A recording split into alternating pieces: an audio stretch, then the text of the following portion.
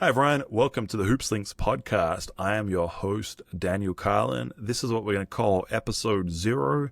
It's a little bit of a different format than what we're usually going to do. Our weekly podcasts are going to have guests on, and we'll talk about who some of those guests are going to be and what fields they're in a little bit later in this episode. But this is really more of just a shorter episode in order to introduce myself, introduce the podcast, what you're able to expect out of it, and so ultimately why you would be interested and listening and following along with this journey and being a part of this community. So first, a little bit about myself and why I'm interested in this, why I'm even pursuing this podcast to begin with, is that I am currently a varsity high school coach in Marietta, California.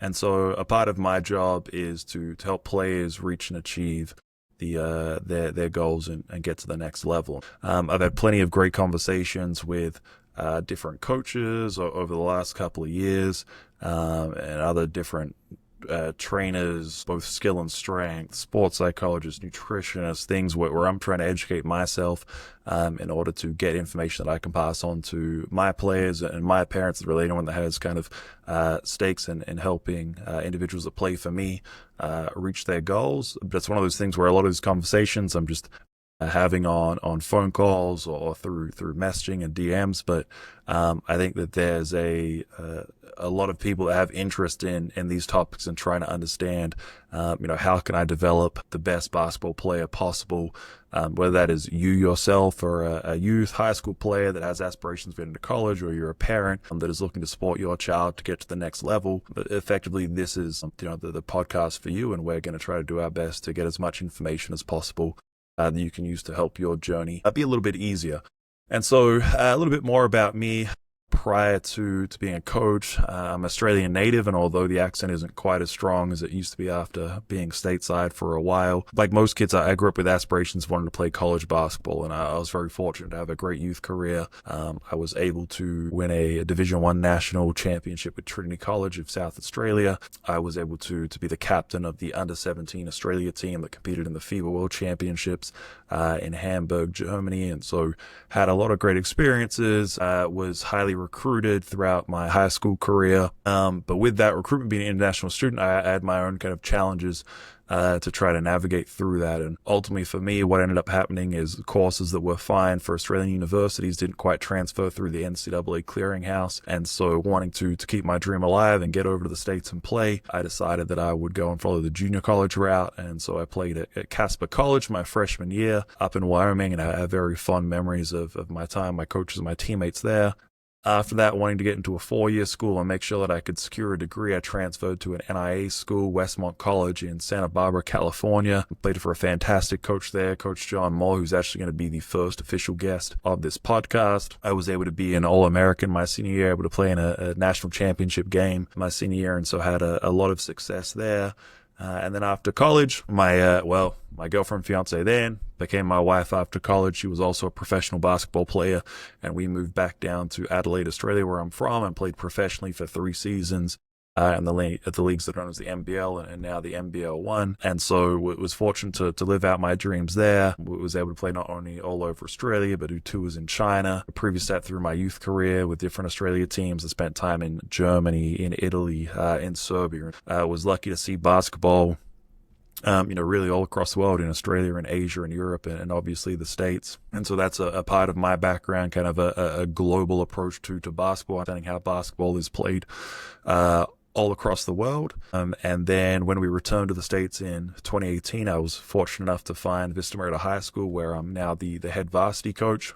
And so when I started coaching in 2018 and was helping players, a lot of the college recruitment was fairly similar to what I had experienced or what I would expect for a high school player that wants to reach the next level. But over the last few years, things have changed drastically. And so that's a large motivation for starting this podcast, to explore some of those changes, to explore pathways and help people navigate through that. So really, we take it back. It begins with 2020 with COVID. Unfortunately, that had horrible impacts for everyone. For athletes, a lot of the post seasons were cut short. It had implications on kind of the length, probably the quality of the following season. And so the NCAA gave all those players an extra year of eligibility, which was obviously a great thing for them. But unfortunately, that led to a trickle-down effect where you effectively had a whole nother class of players that had that extra year of eligibility And so it became a lot more difficult for high school players to access college basketball, or at least at some of the higher levels. I remember in 2021, 22, calling around a few coaches for my players, and I had a few coaches just straight up tell me, "Hey, coach, we appreciate it, but we're just going to be honest with you. We're not recruiting a high school player for, probably another 2 or 3 years at least until all this COVID eligibility is done with." And so obviously that was a big hit, and probably the first time that I really noticed that, hey, things are drastically different. But then on top of that, there were changes to the transfer portal rule, where previously you had sit-out periods, you had rules and regulations of how many times you're able to transfer and what that might mean. Now, effectively, the transfer portal is just broken wide open every single year. There's no sit-out periods. And so with that, players are able to, kind of move up in ranks, move schools very easily, which again, if you're a college coach and you're looking to build your team, if you're looking to age up, it's very easy to access those players. And whether you're a higher major looking to get a mid-major kid that's had success, whether you're a mid-major that's trying to get a D2 kid, it all leads to trickle-down effects. And ultimately, kind of high school players are the ones that are left at the end that are fighting to find a spot on a team. And so while there are still pathways, and we're exploring those pathways, it has been a change. And so that's why we're here to try to navigate through that, to talk to coaches, understand the landscape, understand the best way to recruit, how to get in contact, how to get noticed, all those things. Along with that, another change that came was NIL. And so previously, college players were amateurs. They weren't able to be paid. NIL changed that, where they are now able to profit off their name, image, and likeness. And so whether that's an endorsement and brand deals, speaking engagements, hosting camps, obviously revenue sharing is now the big one. And you have teams where some teams have $1 million budgets that they're spending. But of course, if anytime you're talking about teams that are spending sometimes millions, a lot of times at least 6 figures on players. When you're talking about really entering what is $1 billion industry as far as revenue that's generated, it's going to be cutthroat. And so there's not a lot of jobs that an 18-year-old might step into that is $1 billion industry, but college athletics now is definitely one of them. And so for universities, what they're after, for booster clubs in terms of their investments and the pressure that's put on coaches, obviously they're doing their best to roster build and put together a team that can have a lot of success. And so we're going to try to navigate that, to look at that. Obviously with NIL, there's a lot of fantastic opportunities to be made really at all levels. And so we want to explore that, where it's, for most kids, it's probably not going to be $1 million contract out of high school. But even for kids that are playing at an NIA school, that are playing at a D2 or D3 school, there's still potentially ways to make money. And so we want to discuss that as a part of our podcast as well. And so it's not just going to be that college level in recruitment. We also want to look at really developing players holistically in order to be good enough to make that next level. And so kind of examining really youth basketball leading into high school basketball. And so we're going to be looking at the AAU scene. We're going to be looking at high school basketball, how to make a varsity team, really what do you need to be doing to be successful at that level.